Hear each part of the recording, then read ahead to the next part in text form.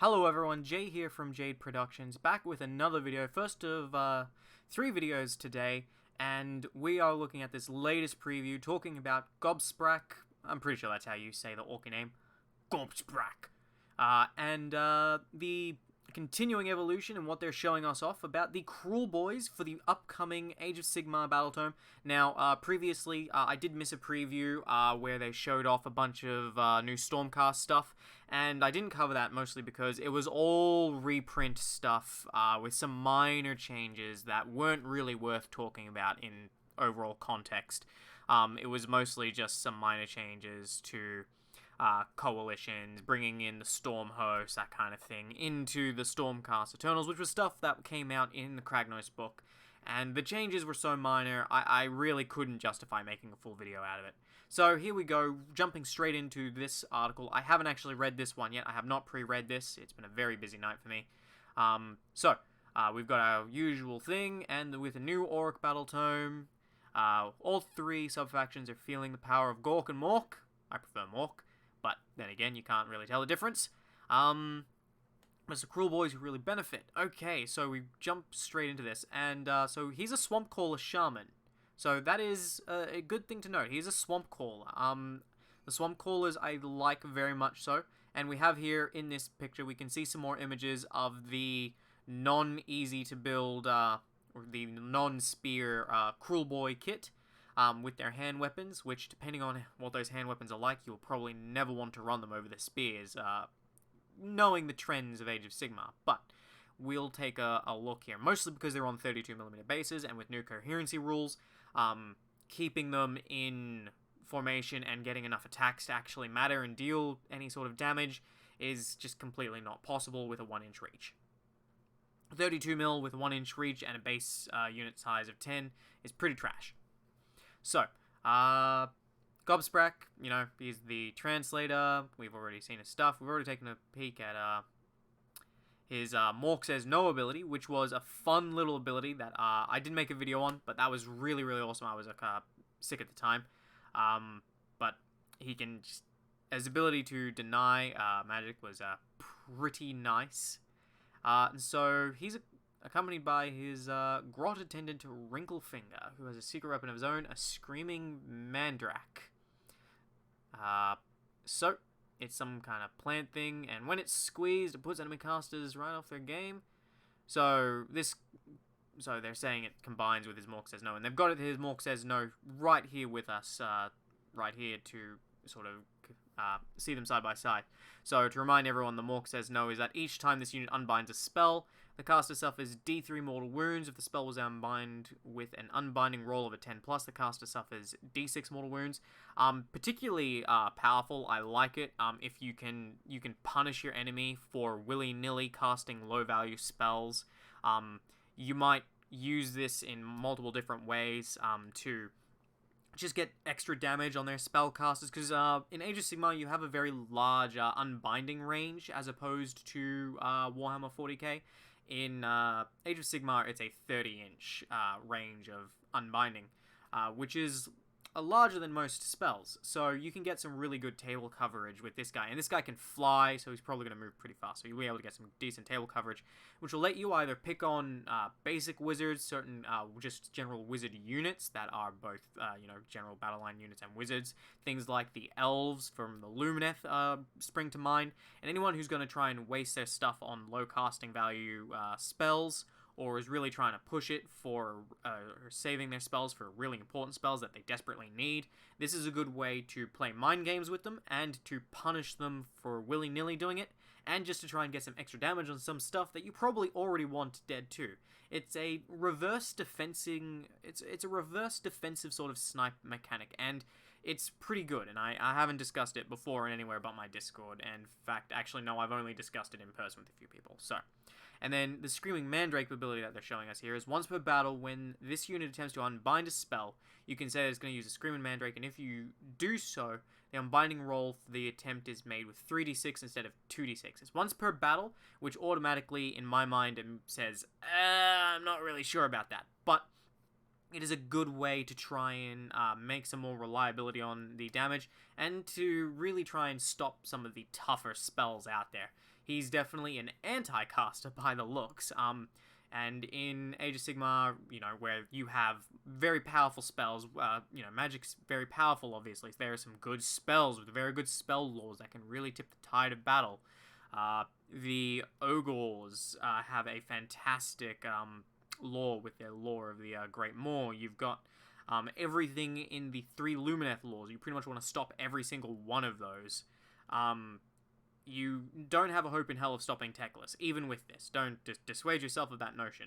But stopping some of the vampire spells can be nice, especially if they happen to roll a 9+ and get to shoot it off twice with their Lore of Shaiish, which, can be very bad, and this will give you a better chance of trying to stop that from really turning the tide. Lots of factions rely heavily on their spells and magic to be able to do things, and so trying to stop this can, that once per battle, that extra little bit to try and stop it is very good. And if you succeed, they're going to take damage. So, they are right when it says it, combos very well, I guess. And then, he has the Buggy Mist, which is the same one that is on the Krule Boys, the standard shaman. It is a global casting range of a spell. Casting value 7, which is, above average, decently high. If successfully cast until the next hero phase, you add 1 to the charge rolls for your Krule Boys. Fantastic. +1s to charges are always great, depending on the spell lore. The Orcs have a lot of ways across multiple factions to get lots of ways to +1 to charge, because they're an army that obviously wants to be making the charge. And, bonuses to charge are always good. And then, not only that, it's a global effect, because it affects everything on the battlefield, and then it subtracts 1 from the charge rolls of other units on the battlefield, which doesn't sound great in theory, and in practice won't matter all the time, but when it does matter, you'll definitely feel it, and so I feel like in practice, this is definitely going to be a good one. It's a decent spell in terms of, spell laws. It's not fantastic, but again, it has that global range, so it's very far-reaching, even though it's not the most exciting spell out there. And now we get to look at the Lore of the Swamp, and this is where we're going to really see how good these Swamp Callers are going to be, because I said in a previous video that I really like the Swamp Caller, and I've said to some people that I think the Swamp Caller is the real winner, because of its global range, and because of the elixirs and potions mechanic that it has. So let's look at the Swamp Lore. So Sneaky Miasma is particularly, I already love the name, it sounds appropriate. Sneaky Miasma has a casting value of 6, so, average, pretty decent. Range of 18, decent spell range. If successfully cast, pick a friendly Krule Boys monster within range and visible to the caster. That monster can make a normal move. That's fantastic! Holy shit!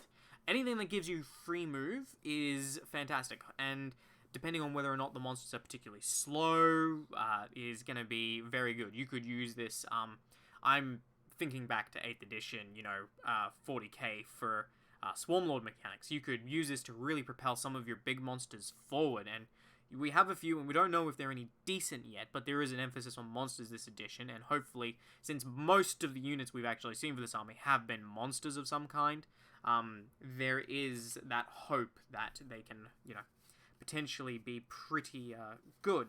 So the ability to propel them up with a normal move is just fantastic. Now, this would have been actually better in 2nd edition, because a normal move was not defined the same way as it was in currently. But, there is just any move is a good move, really. So there is that to keep in mind. Trying to find something here in my notes about the Krule Boys. Unfortunately, yeah, it's not going to work on your Gnashtooth, but you do have plenty of other monsters. Hopefully some of them are good, but I like this. This immediately screams to mind great, because it offers you increased movement, and in Age of Sigmar, anything that offers increased movement is fantastic, and it's also another reason why you should never play on the minimum size boards, which is a rant for another time. So, then we've got the Black Pit. So, I like its name, obviously. So casting value of 7, so again, slightly higher. Shortish range of 12 is not bad. If successfully cast, pick one enemy unit within range, invisible to caster. Roll a dice for each model in the unit, and I already hate it. For each roll of a 6, and for each roll that is equal to or greater than the unit's save characteristic, the unit suffers 1 mortal wound. Okay, so that potentially could have been a very terrible spell. Typically, most of these things that are like roll a d6 for everything on a 6, you only get really good value out of them if you are targeting huge hordes of, 20 models, 30 models. So they're typically not really great, just because they tend to only reward you with maybe 1 to 3 mortal wounds, which is a spell typically better, used elsewhere. A Mystic Shield is pretty much preferable to that in this case, but there's this interesting twist. So it's on 6s, as well as for each other roll that is equal to or greater than the unit save characteristic, which means that this is kind of a hybrid, both anti-elite unit spell and anti-horde spell, because you get to roll a lot of dice for hordes, so it's flexible in that way, I guess. You can try and fish for those wounds, and that's fantastic. And if they happen to have decent armor, or 5s, or 5 up, or 6 up, maybe if even a 4 up in the case of some of the more spread out, kind of durable battle lines out there and hordes available, this is quite potentially very, very deadly. And against elite units, I mean, your reliability is going up your reliability of the damage output is going way up there, to the point where, if you put this on some Stormcast, some elite Paladin grade Stormcast with 3-up saves, that is a potential for very good damage. You might even end up actually killing one and injuring another, like, assuming it's a full-size squad. That's a very reliable damage, so I can understand the shortest range on that, and that's probably the only downside on this spell. So this, unless I'm misunderstanding how this spell is to work, but I think it's pretty clear-cut. If I'm misunderstanding this, please someone point that out, but that is what I'm reading here. It's for each other roll that's throwing me off, but either way, if not for that short range and the high casting value, that would be a very powerful spell. Well, not very powerful. It's a decently powerful spell. It's some good mortal wounds being thrown out there, so I like it. That's some good utility there that these are offering for the Swamp Caller, and I'm still seeing that you probably want like 2 or 3 Swamp Callers. Probably not 3, 2 Swamp Callers. And now we're talking more about Gobrak, in particular. He's got his Bogbark Staff with a range of 3 inches, deals D3 damage for each bonk. It's probably going to be 2 attacks. It's a wizard staff. They all have pretty similar stat lines, except for the ones that can shoot. And then to the Killer Beaks, his Corp Ripper's Vulture. It's got a 14-inch flying move, so that's fantastic. 14-inch flying move is just great. Any movement that's anything that moves fast is fantastic, especially anything with the good 10 inches plus. Yeah, so another glorious artwork about it. More showing off of the new kits. A lot more variety in these, actually. Now that I've painted up my Krule Boys, I can see there's a fair amount of variety in these. These look pretty nice. I think that banner is made out of flesh. And that is it that they've gone over here for now. I'm excited about this. I think the Killer Beaks, the Corpse Ripper Vultures, I think they're fantastic models. A little busy in the Howder. To be honest, I think that's really unnecessary. Like, how the hell is that being supported? And there's a grot on it as well. I think he himself is a weird little, without seeing more of his profile, very interesting and weird defensive anti-spellcaster spellcaster. So, very good in that regard, and I like his punishing for that. So he can be kind of difficult to go up against with spell army, with magic heavy armies. The spells that they've shown off are very, very nice. Obviously, they will go great on him since he's got the 14-inch flying movement. He's going to have lots of wounds, being a monster most likely. So he can definitely get a lot of utility out of both of these. And if he has the monster keyword, nothing says he can't cast the sneaky miasma onto himself. So if this has the monster keyword, he can propel himself or another killer boss on a Corpse Ripper Vulture right up the battlefield. So that's, that's that is a almost a 28-inch movement. So that's definitely firing a ballistic missile of one of those.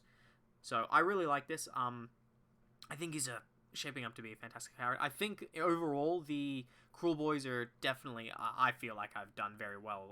I feel comfortable having invested in these.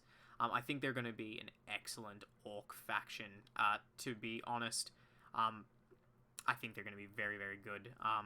Maybe not in the long term, but they definitely suit my playstyle and what I like about the Orcs. So, this has been Jay from Jade Productions, and I will be back next time. Stay tuned. My next video is going to be talking about 40k, something I don't talk about very often, just for my own lack of interest in it these days, even though I am still a huge 40k fan. So, if you have any thoughts, comments, anything you think about this, please comment below, comment in the Discord, and I will see you next time. Thank you for watching, and please take care of yourself out there.